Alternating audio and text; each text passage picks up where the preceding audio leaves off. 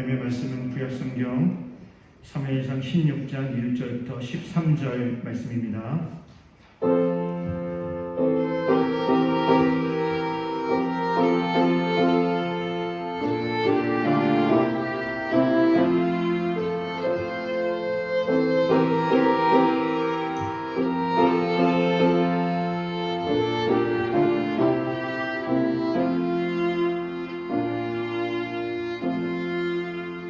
말씀을 봉독하겠습니다.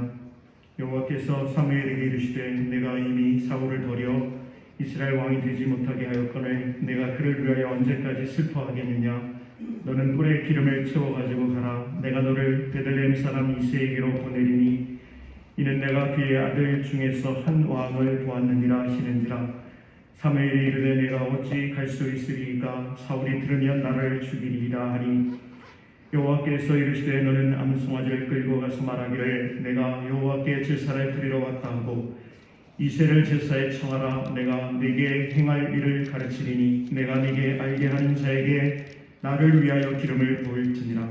사무엘이 여호와의 말씀대로 행하여 베들레헴에 이르매 성읍 장로들이 떨며 그를 영접하여 이르되 평강을 위하여 오시나이까. 이르되 평강을 위함이니라. 내가 여호와께 제사하러 왔으니 스스로 성결하게 하고 와서 나와 함께 제사하자 하고 이새와 그의 아들들을 성결하게 하고 제사에 청하니라. 그들이 오매 사무엘이 엘리압을 보고 마음에 이르기를 여호와의 기름 부으실 자가 과연 주님 앞에 있도다 하였더니 여호와께서 사무엘에게 이르시되 그의 용모와 키를 보지 말라. 내가 이미 그를 버렸노라. 내가 보는 것은 사람과 같지 아니하니 사람은 메모를 보거니와 나 여호와는 중심을 보느니라 하시더라. 이새가 아비나답을 불러 사무엘 앞을 지나가게 하매 사무엘이 이르되 이도 여호와께서 택하지 아니하셨느니라 하니 이새가 산마로 지나가게 하매 사무엘이 이르되 이도 여호와께서 택하지 아니하셨느니라 하니라.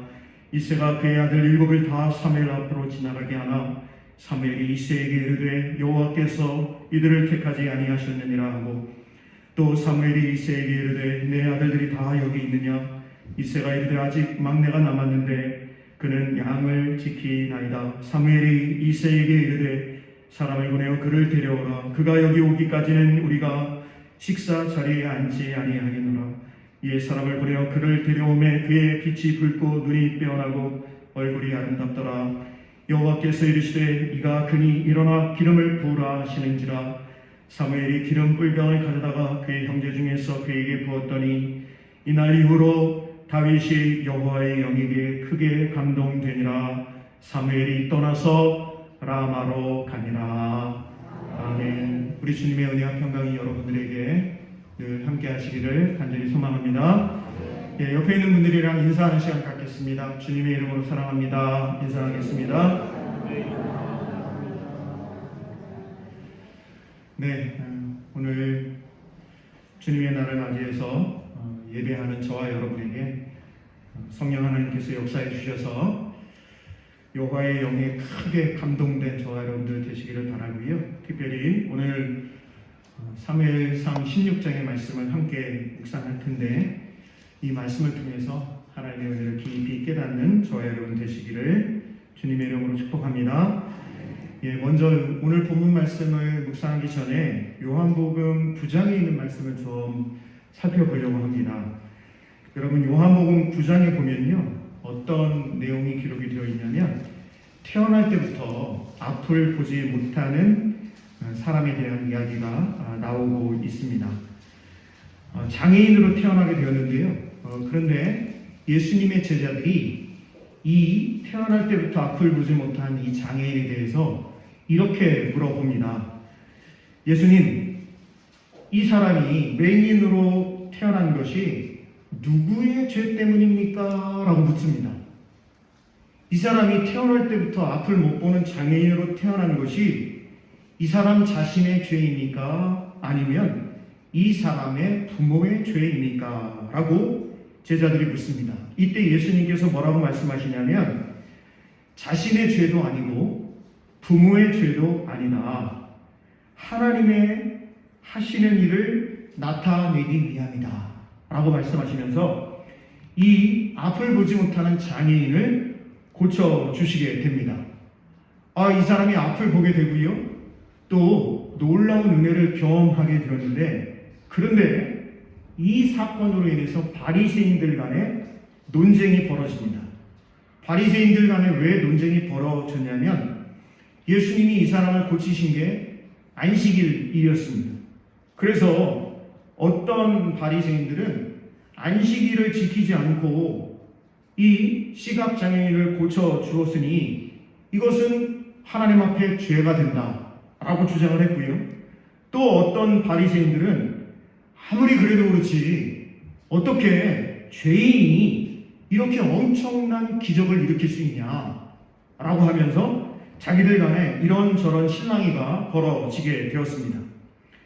바리새인들이 예수님께 고침을 받은 이 시각장애인에게 묻고 확인하는 과정 가운데 이 시각장애인이었던 사람, 예수님이 고쳐주신 이 사람이 이렇게 이야기를 합니다.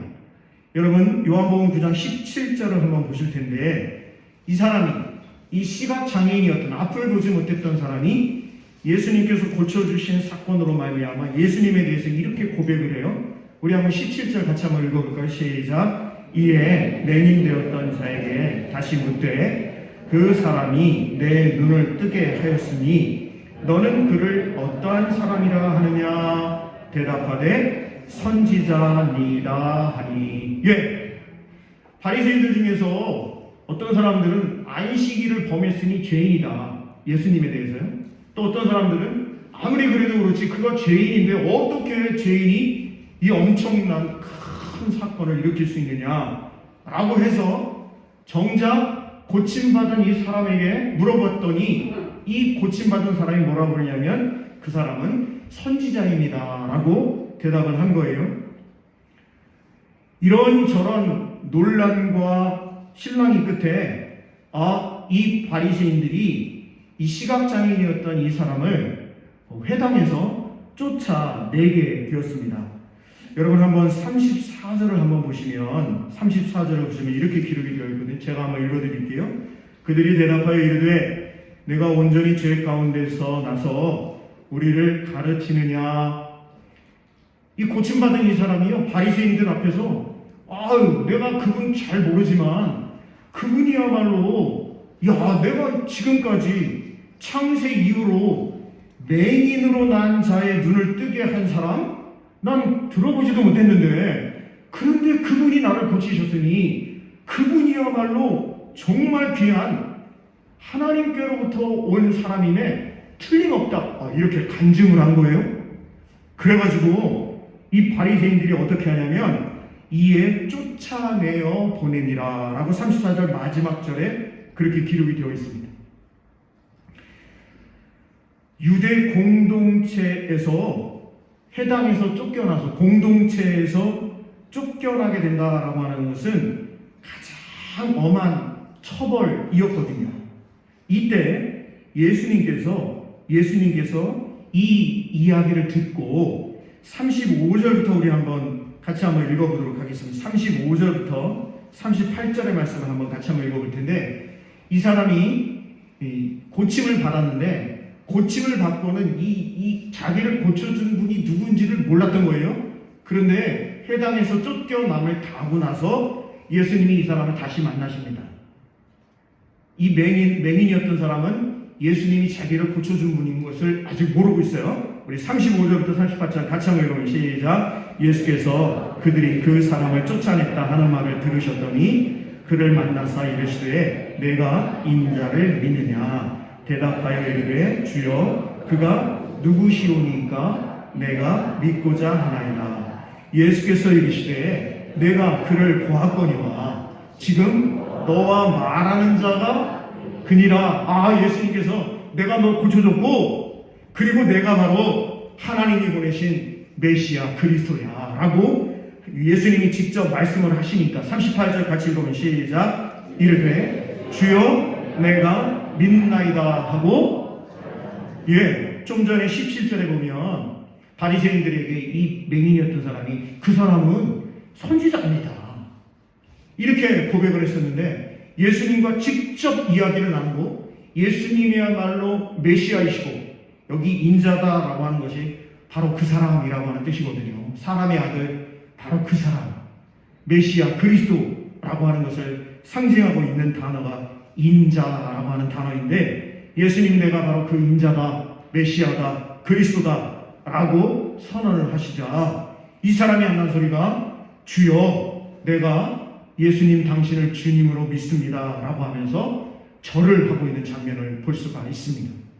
선지자로 고백을 했었는데 이제 주님으로, 메시아로, 그리스도로 고백을 하고 있는 것이죠. 그러면서 예수님께서 39절부터 요한복음 9장 마지막 절까지 메시지를 선포를 하시는데, 보세요. 39절 예수께서 이르시되 내가 심판하러 이 세상에 왔으니 보지 못하는 자들은 보게 하고 보는 자들은 맹인이 되게 하려 함이라 하시니, 바리새인 중에 예수와 함께 있던 자들이 이 말씀을 듣고 이르되 우리도 맹인인가?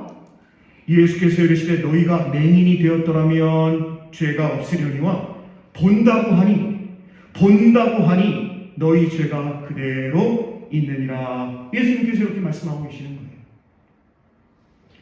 성도 여러분, 유대교 신학의 핵심은 어떤 거냐면 하나님이 주신 율법을 행함으로 의로워지고 구원받는다라고 하는 것이 유대교 신학의 핵심입니다. 하나님이 주신 율법을 반드시 다 행해야 된다는 것이죠. 그래야 의로워지고 구원을 얻게 된다라고 하는 거예요. 여러분 한번 보세요. 시각장애인으로 태어나서 삶을 살아간다라고 하는 것이 오늘날도 참 어렵고 힘든 일인데, 그 당시 예수님 시대, 지금으로부터 2000년 전에 얼마나 힘들고 외롭고 차별받는 삶을 살았을까요? 그런데 예수님을 만나고 예수님께서 그를 고쳐주셨으니 보게 된 그 자체로, 맹인이었던 사람이 눈을 뜨고 보게 되었다라고 하는 그 자체로 축하하고 박수 쳐주고 참 기쁜 일이다 라고 해야 함에도 불구하고, 오늘 성경에 요한복음 9장에 기록되어 있는 바리새인들의 모습은요, 전혀 그러지는 않았어요. 오히려 그 사람을 누가 고쳤냐, 언제 고쳤냐, 왜 고쳤냐, 그 사람이 죄인이 아니냐, 안식일을 범했으니 죄인이다, 무슨 소리냐, 아무리 그래도 그렇지 어떻게 죄인이 맹인을 고칠 수가 있냐 라고 하는 것으로 지금 논란을 삼고 있는 모습을 볼 수가 있다라고 하는 것이죠. 당시의 바리새인들은 스스로 자기들은 눈을 뜨고 있고 스스로 생각했을 때 자기들은 올바른 시각을 가지고 올바른 신앙생활을 하고 있다고 생각하고 자부하는 대표적인 사람이었습니다.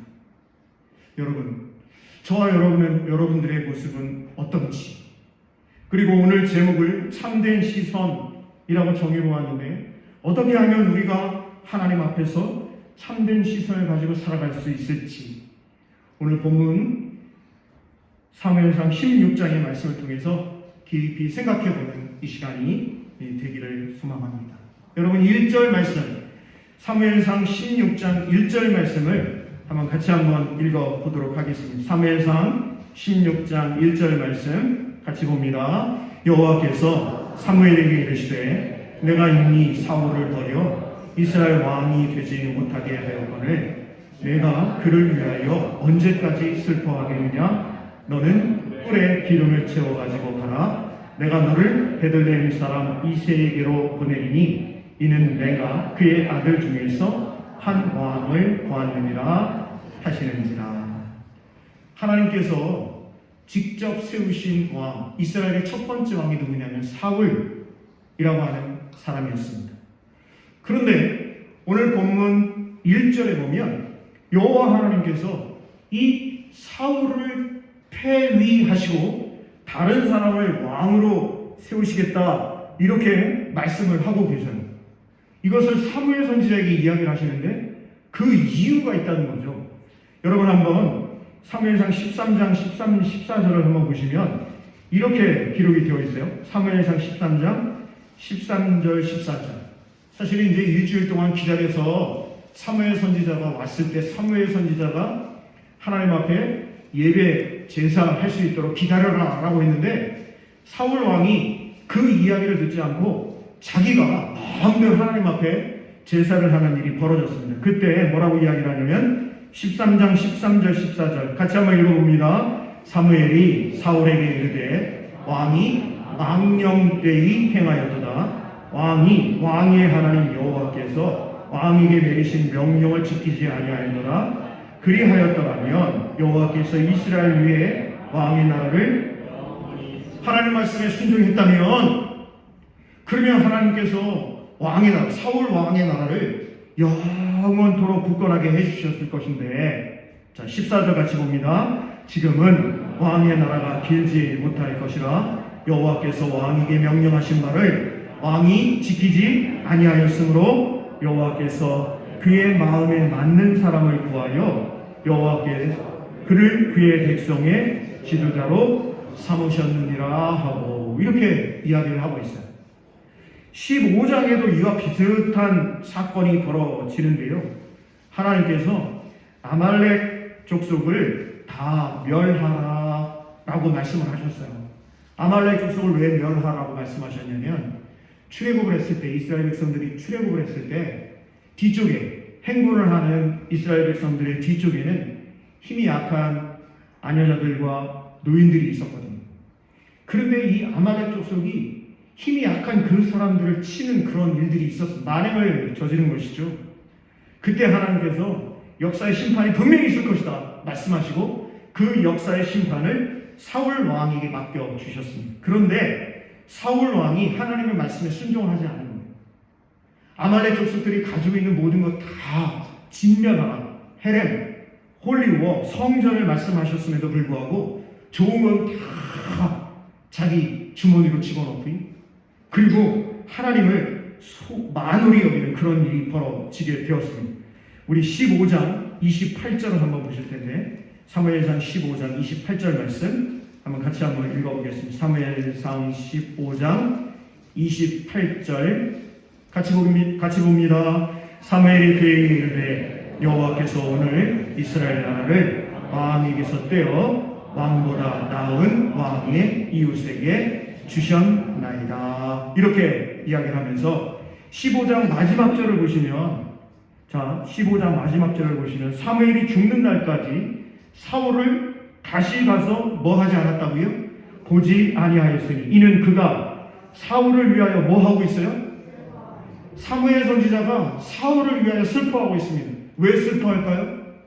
하나님께서 사무엘 선지자가 명령해서 첫 번째 이스라엘의 왕으로 세우신 사람이 사울 왕이었어요.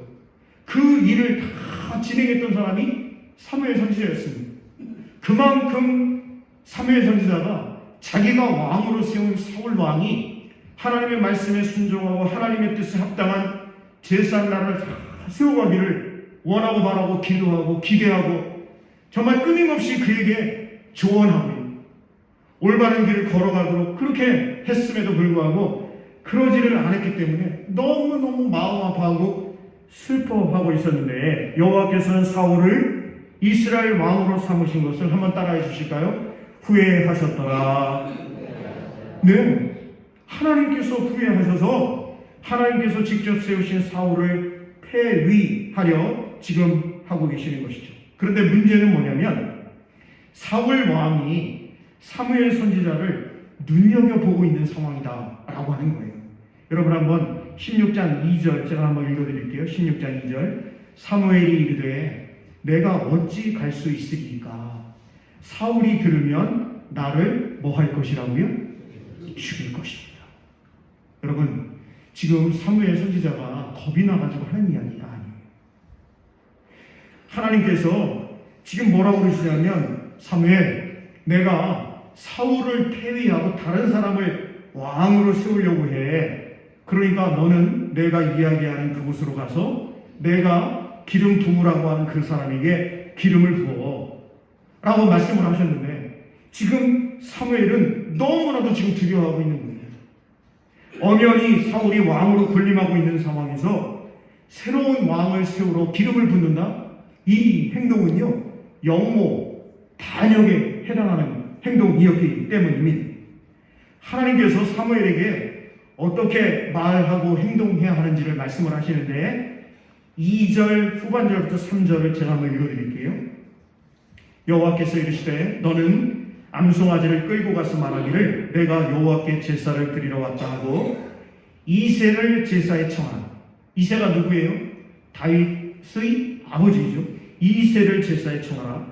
내가 내게 행할 일을 가르치리니 내가 내게 알게 하는 자에게 나를 위하여 어떻게 하실 거라고요? 기름을 부을지니라. 하나님께서 이렇게 말씀하고 계신 것을 볼 수가 있습니다. 사무엘 선지자가 지금 베들레헴에 등장을 하게 됩니다. 그래서 그 베들레헴의 백성들의 지도자들이 깜짝 놀랍니다. 왜 안 그러겠어요? 하나님의 귀한 선지자인 사무엘이 베들레헴에 나타났다? 이거 뭔 큰일이 벌어졌구나 라고 생각을 하게 됩니다. 자, 우리 4절 5절도 같이 한번 읽어봅니다. 4절 5절 같이 봅니다. 사무엘이 여호와의 말씀대로 행하여 베들레헴에 이르되 성읍 장로들이 떨며 그를 영접하여 이르되 평강을 위하여 오시나이까? 이르되 평강을 위함이니라. 내가 여호와께 제사하러 왔으니 스스로 성결하게 하고 와서 나와 함께 제사하자 하고 이새와 그의 아들들을 성결하게 하고 제사에 청하라. 지금 베들레헴의 백성들의 지도자인 성읍 장로들에게 스스로 성결하게 하고 와서 나와 함께 하나님께 제사하자라고 이렇게 이야기를 했는데요.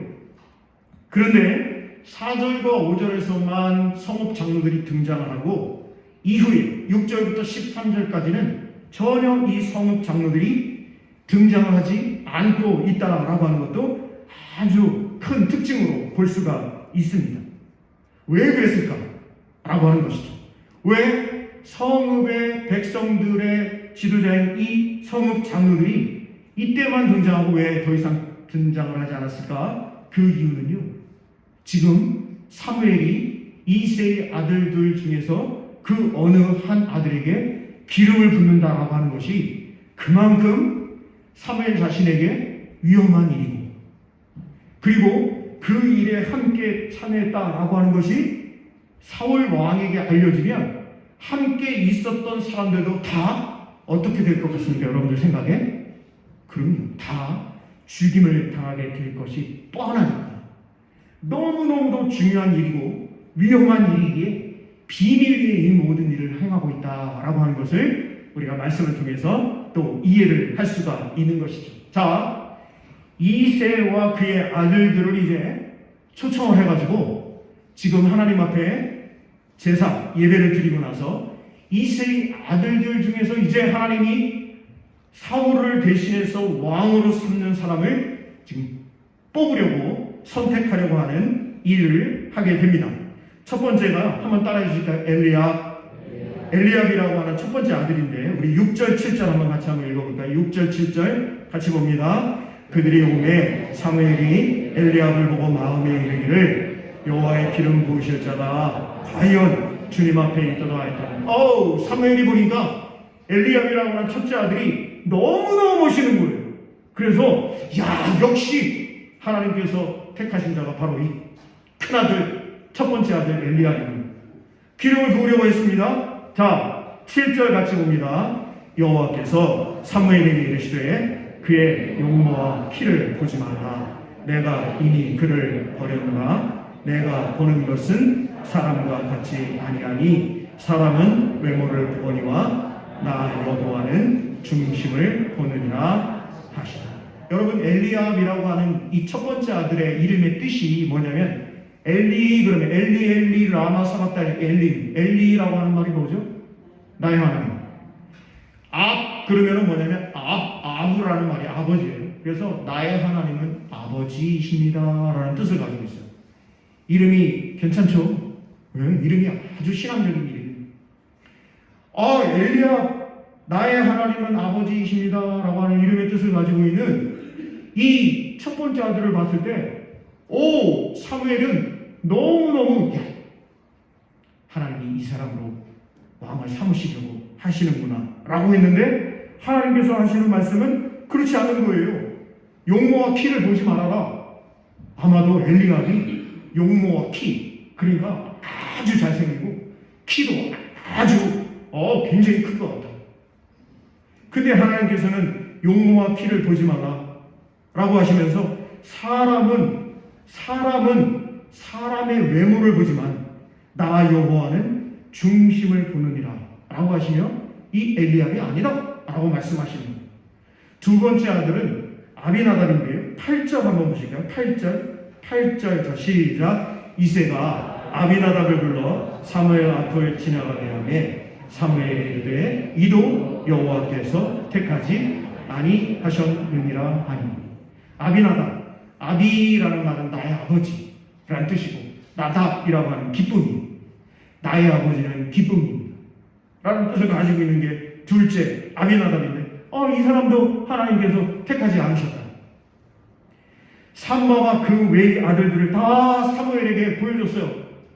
셋째부터 일곱째 아들까지 다 보여준 거예요. 그러니까 첫째부터 일곱째를 다 선을 보였는데, 그런데 여러분 9절, 10절 한번 같이 한번 읽어볼까요? 9절, 10절. 자, 시작. 이새가 산마로 지나가게 하매 사무엘이 이르되 이도 여호와께서 택하지 아니하셨느니라 하니라. 이새가 그의 아들 일곱을 다 사무엘 앞으로 지나가게 하나 사무엘이 이새에게 이르되 여호와께서 이들을 택하지 아니하셨느니라 하고. 엘리압, 아비나답, 삼마 그 외 7명의 아들 전부 다 공통점이 있어요. 너무너무 아주 잘생기고 아주 키도 크고 멋지고 정말 이스라엘의 두 번째 왕이 되기에 조금도 부족함이 없게 그렇게 사무엘이 볼 때. 그런데 문제는 뭐냐면 여호와께서 그들을 택하지 아니하셨다 라고 하는 것이 공통점이었습니다. 자, 우리 11절부터 13절 말씀 한번 읽어볼 텐데 11절부터 13절 같이 봅니다. 시작. 또 사무엘이 이새에게 이르되 내 아들들이 다 여기 있느냐? 이새가 이르되 아직 막내가 남았는데 그는 양을 지키나이다. 사무엘이 이새에게 이르되 사람을 보내어 그를 데려오라. 그가 여기 오기까지는 우리가 식사 자리에 앉지 아니하겠노라. 이에 사람을 보내어 그를 데려오매 그의 빛이 붉고 눈이 빼어나고 얼굴이 아름답더라. 여호와께서 이르시되 이가 그니 일어나 기름을 부으라 하시는지라. 사무엘이 기름 뿔병을 가져다가 그의 형제 중에서 그에게 부었더니 이날 이후로 다윗이 여호와의 영에게 크게 감동되니라. 사무엘이 떠나서 라마로 가니라.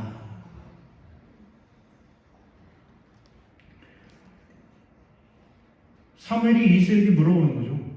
아니, 하나님께서 분명히 이새의 아들 중에서 기름을 부으라고 하셨는데 그런데 7번째 아들까지 다 하나님 아니라고 하시는 거예요.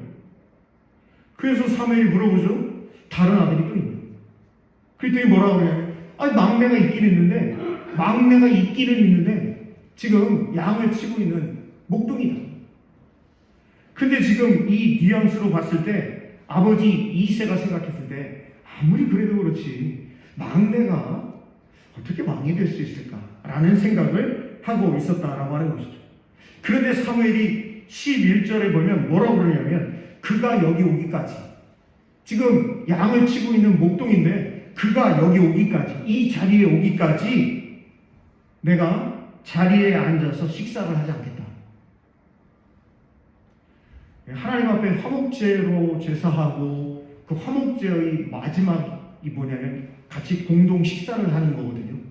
그런데 지금 하나님 앞에 예배하는 중에 이제 아들들을 한 명씩 보면서 누가 하나님께서 택하신 아들일까를 지금 하고 있는 건 아닙니까? 그런데 이 사무엘이 내가 지금 식사하지 않고 내가 그를 기다리겠다. 13절에도 보면 사무엘이 기름 뿔병을 가져다가 그의 형제 중에서 그에게 부었더니 이날 이후로 다윗이 여호와의 영에게 크게 어떻게 되었다고요? 감동. 끝까지 하나님의 사명을 감당하기 위해 충성하고 있는 사무엘의 모습을 볼 수가 있습니다. 다윗이라고 하는 이름의 뜻은 한번 따라해 주실까요? 사랑받는 자라고 하는 이름의 뜻을 가지고 있어요. 사실은 오늘 본문에 사무엘을 통해서 이 다윗이 첫 번째 기름 부음을 받게 되는데요. 사무엘하 2장과 사무엘하 5장에 보면 헤브론에서 유다 지파만의 왕으로 기름 부음을 받게 되고, 사무엘하 5장에서는 통일 왕국의 왕으로 기름 부음을 받게 되어서 다윗이 세 번에 걸쳐서 왕으로 기름 부음을 받은 사람이 바로 다윗이었다라고 하는 것입니다.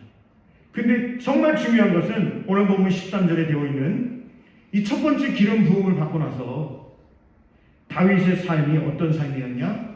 여호와의 영에게 크게 감동된 삶을 살아가게 되었다라고 기록을 하고 있습니다. 물론 여러분, 여기서 우리가 꼭 기억해야 할 것은 여호와 하나님의 영에게 크게 감동되었다라고 해서 그 사람의 삶 자체가 아무 어려움이 없고 평안하고 잘 먹고 잘 살고 아무 근심 걱정 없고 그것을 의미하는 것이 절대 아니에요. 제사장 나라를 세워가기 위한, 하나님의 뜻을 세워가기 위한 일에 헌신하는 삶을 살아가게 되었다라고 하는 것이 바로 여호와의 영에게 크게 감동되니라 라고 하는 이 말씀인 줄로 믿습니다. 몇 가지를 더 생각해 보려고 합니다. 여러분, 하나님의 일을 위해 세움받은 사람들이 실패하는 일들을 종종 보게 됩니다. 오늘 본문에 기록되어 있는 사울 왕도 마찬가지입니다. 얼마나 사울 왕이 정말 인간적으로 잘난 사람인지 제가 여러 번 설명을 드렸기 때문에 잘 알고 계실 거예요. 키도 크지요, 잘생겼지요, 효심도 깊지요, 신중한 사람이지요. 신앙적으로도 꽤 괜찮은 사람이 사울이었습니다만, 그가 왕으로 기름 부음을 받고 이스라엘의 왕으로서의 사명을 감당해 나아가는 과정 가운데 점점 하나님과의 뜻과는 거리가 먼 삶을 살아가게 된 대표적인 사람이 사울 왕이었어요. 여러분, 기드온은 어떻습니까? 기드온이 엄청난 그 하나님의 능력으로 승리를 하게 되고 300명의 용사들과 함께 귀한 일들을 감당했음에도 불구하고 기드온이요, 그 이후에는 결혼하고 자식들을 얼마나 많이 낳았는지 그 일로 인해서 자식들 간에 서로 죽이고 죽는 일들이 벌어지게 되었습니다. 삼손이라고 하는 사람은 어떻습니까? 하나님이 능력을 주셨는데요, 우와, 세상에 이렇게 힘센 사람이 없어요. 그런데 자기가 가지고 있는 그 힘으로 엉뚱한데 힘을 쓰다가 결국 비참한 최후를 맞이하게 되었던 것 아니겠습니까? 사울 왕, 기드온, 삼손, 그 외 많은 사람들의 모습을 보면서 마치 하나님의 계획이 실패한 것처럼 여겨질 때도 있습니다. 하지만 궁극적으로 하나님의 뜻은 반드시 이루어짐을 저와 여러분 믿고 살아가실 수 있기를 간절히 소망합니다. 사랑하는 성도 여러분, 저와 여러분은, 우리는 사람에게 이 세상에 소망을 두는 것이 아닌 하나님께 소망을 두고 살아갈 수 있는 저와 여러분 다 되시기를 간절히 소망합니다. 제가 시편 146편에 있는 말씀을 한번 찾아서 같이 한번 보려고 하는데, 시편 146편 3절, 4절, 5절 말씀, 시편 146편 3절, 4절, 5절 말씀 한번 같이 한번 보도록 하겠습니다. 시편 146편, 중요한 구절이니까 여러분 성경 직접 한번 보시면 더 좋을 것 같고요. 146편 3절, 4절, 5절 한번 같이 한번 읽어봅니다. 자, 화면을 보셔도 되겠습니다. 같이 한번 읽어봅니다. 귀인들을 의지하지 말며 도울 힘이 없는 인생도 의지하지 말지니 그의 호흡이 끊어지면 흙으로 돌아가서 그날에 그의 생각이 소멸하리로다. 야곱의 하나님을 자기의 도움으로 삼으며 여호와 자기 하나님에게 자기의 소망을 두는 자는 복이 있도다. 할렐루야. 아멘. 사무엘 선지자가 왜 그리도 귀한 하나님의 선지자였는지를 잘 보여주고 있는 것이 오늘 본문의 말씀입니다. 사무엘 선지자는요, 하나님의 명령대로 베들레헴으로 갑니다. 자신이 직접 기름 부어 세운 사울을 버리고 다른 사람을 왕으로 세워야 하는 그 일을 감당해야 하는 것이죠. 얼마나 마음이 불편하고 무거웠겠습니까? 그가 모든 것을 다 알고 간 것이 결코 아니었습니다. 그는 어떻게 해서 사울로부터 안전할 것이다 라고 하는 보장을 받지 못하고 하나님이 말씀하시는 그 말씀에 순종을 하고 있습니다. 하나님께서 누구를 왕으로 택하셨는지를 몰랐기 때문에 그냥 이새의 아들 중에서 라고 하나님께서 말씀하셨기 때문에 엘리압인지 아니면 아비나답인지 삼마인지 그 외의 7 아들에게 전부 다 기름을 부으려고 했었던 그 사람이 사무엘 선지자였습니다. 결국 마지막으로 다윗을 보았을 때 그가 하나님께서 택하신 자임을 알 수가 있었습니다. 사랑하는 성도 여러분, 저와 여러분 우리가 걸어가는 믿음의 길은 모든 것을 다 알고 걸어가는 길이 결코 아닙니다. 믿음의 영웅들이라고 해서 모든 것을 다 알고 그래서 그렇게 당당하고 확신에 넘쳐 신앙의 길을 걸어간 것이 아니다라고 하는 것이죠. 대표적인 사람이 노아 아니겠습니까? 120년 동안 방주를 지었어요. 이 방주로 인해서 어떤 일이 벌어질지도 모릅니다. 높은 곳에 가서 지었다니까 우리 그냥 그 교회학교 때 배운 노래는 높은 산 꼭대기에서 배를 만 지금도 생각이 나요. 그 노래가 높은 산 꼭대기에서 배를 여러분 배를 만드는데 높은 산 꼭대기에 가서 배를 만드는 사람이 세상에 어디 있습니까? 정신병자가 아닌 이상 말입니다. 그런데도 노아는 하나님께서 말씀하신 하나님께서 명령하신 그 일을 순종하고 있는 것입니다. 아브라함도 대표적인 인물이지. 그 먼 곳을 정말 갈대아 우르라고 하는 것은 최첨단의 도시임에도 그곳을 떠나서 아버지 친척집 모든 것을 다 버려두고 하나님이 말씀하신 그곳으로 가라 하시니 그곳으로 왜 가야 하는지 그곳이 어딘지 아무것도 모르는 상태에서 출발했던 사람이 아브라함 아니겠습니까? 하나님을 유일한 참된 하나님으로 믿고 살아간다면 지금 당장 눈앞에 보이는 것이 없다고 잡히는 것이 없다고 너무 막막해하거나 한탄하지 마시기를 바랍니다. 불안해하시지도 마시기를 바랍니다. 왜냐하면 저와 여러분의 삶 모두를 하나님께서 책임져 주시기 때문입니다. 요한복음 20장 29절 말씀입니다. 예수께서 이르시되 의심하는 도마라고 하는데 이 도마에게 하시는 말씀이죠. 예수께서 이르시되 너는 나를 본고로 믿느냐? 보지 못하고 믿는 자들은 복되다. 그렇게 위대한 사무엘 선지자도요, 여러분 사람을 외모로 판단하고 있습니다. 오늘 본문 말씀 6절 7절을 다시 한번 마지막으로 같이 한번 읽어보겠습니다. 6절 7절 말씀 다시 한번 읽어봅니다. 6절 7절 우리 같이 한번 읽어봅니다. 시작. 그들이 오매 사무엘이 엘리압을 보고 마음에 이르기를 여호와의 기름 부으실 자가 과연 주님 앞에 이르다 하였더니 여호와께서 사무엘에게 이르시되 그의 용모와 키를 보지 말라. 내가 이미 그를 버렸노라. 내가 보는 것은 사람과 같지 아니하니 사람은 외모를 보거니와 나 여호와는 중심을 보느니라 하시더라. 여러분 비단 사무엘만 사람의 외모를 보는 것일까요? 아닙니다. 사람은 누구나 사람의 외모를 보고 판단할 수밖에 없습니다. 왜냐하면 우리는 인간은 다른 사람의 내면을 볼 수 없기 때문입니다.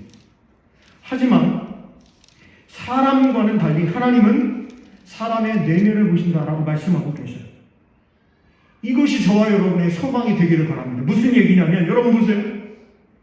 우리 사람들은 사람의 겉모습을 보고 판단할 수밖에 없어요. 그런데 만약에 하나님이 사람의 겉모습을 보고 판단하신다고 하면 그분 하나님이 아니시잖아요. 저와 여러분의 소망을 삼을 수 있는 그런 하나님이 되시지 않잖아요. 하나님이 외모로, 학벌로, 그 사람이 가지고 있는 소유의 많고 적음으로 사람을 택하신다면 그건 말이 안 된다. 그러지 않으시는 분이 하나님이시기 때문에 저와 여러분의 소망이 되는 분이 하나님이 되는 줄 믿고 그분을 찬양하며 나아갈 수 있는 저와 여러분 다 되시기를 간절히 소망합니다. 여러분, 베드로전서 1장 23절 말씀을 한번 같이 찾아서 좀 봤으면 좋겠어요. 베드로전서 1장 23절 말씀, 너무 중요한 말씀입니다. 베드로 사도가 기록을 한 이 베드로전서의 말씀인데 1장 23절, 베드로전서 1장 23절 같이 한번 빨리 찾아서 읽어봅니다. 화면을 보셔도 됩니다. 같이 봅니다. 자, 시작. 너희가 거듭난 것은 썩어질 씨로 된 것이 아니요 썩지 아니할 씨로 된 것이니 살아있고 항상 있는 하나님의 말씀으로 되었느니라. 여러분, 그렇습니다. 하나님의 구원을 소유하기 원한다면 외적인 조건보다 내적인 조건을 더 중요하게 여기고 살아라라고 베드로 사도가 권면을 하고 있는 것을 볼 수가 있습니다. 제가 말씀을 마치면서 에베소서에 있는 말씀을 읽어드리고 기도하려고 하니까요. 잘 한번 들어보시기를 바랍니다. 에베소서 5장 8절에서 14절 말씀인데요. 저와 여러분이 참된 시선, 참된 신앙으로 살아간다라고 하는 것이 우리의 목표가 바로 이 말씀에 잘 기록이 되어 있거든요. 에베소 5장 8절에서 14절 말씀을 제가 읽어드리겠습니다. 너희가 전에는 어둠이더니 이제는 주 안에서 빛이라. 빛의 자녀들처럼 행하라. 빛의 열매는 모든 착함과 의로움과 진실함에 있느니라. 주를 기쁘시게 할 것이 무엇인가 시험하여 보라. 너희는 열매 없는 어둠의 일에 참여하지 말고 도리어 책망하라. 그들이 은밀히 행하는 것들은 말하기도 부끄러운 것들이라.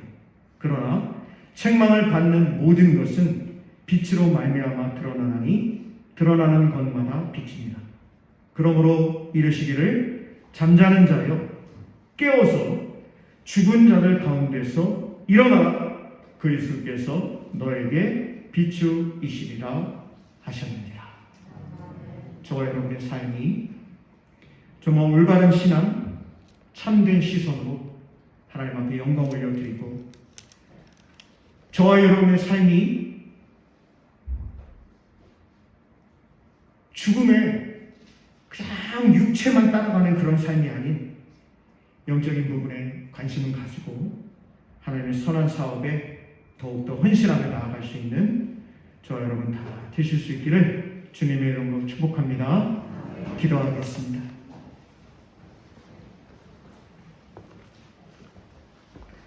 사랑과 은혜가 풍성하신 하나님, 하나님께서 사무엘 선지자를 통해서 다윗 왕을 세우시고 그를 통해 하나님의 놀라운 일들을 이루어 가게끔 하고 계십니다. 그렇게 위대한 사무엘 선지자도 사람을 외모로 취할 수밖에 없었습니다. 하물며 우리는 오죽하겠습니까? 그러나 하나님 이 시간 하나님의 말씀으로 우리의 영적인 눈이 띄어지게 하여 주시옵소서. 진리에 우리의 시선이 머무르게 하시고 하나님 나라를 위해 헌신하는 일에 우리가 다 같이 합력할 수 있게 역사하여 주시옵소서. 다윗이 고백했던 것처럼 내가 사망의 음침한 골짜기로 다닐지라도 해됨을 두려워하지 않을 것은 주님께서 나와 함께 하시리라. 주님의 지팡이와 막대기가 나를 안위하시나이다 라고 하는 귀한 고백이 우리 모두의 고백이 되게 하여 주시옵소서. 예수님 귀하신 이름으로 감사하며 기도드립니다. 아멘.